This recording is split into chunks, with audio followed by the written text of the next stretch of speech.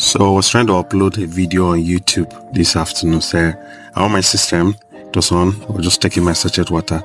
I took my glasses, my router to try to connect to the network. So I put on my glasses and getting ready to upload my videos. And after that, I was looking at my system. And after on the router, I discovered that the battery was down. So I needed to charge it, pick up my USB cable and my battery to connect it so that I would charge. And I just connected the battery and connected to the router. Behold, the router was on and my battery was full, so I was happy. So it was successful. I was still going, and the next thing I on my system, I discovered that my system was just touching on your own disturbing. So I have to on the router to make sure that I have network. I'm using MTN. At this point, I got tired today with the system. Then I just have to close it down and then just take water, just relax and look for another way to upload my video. I cannot come and kill myself.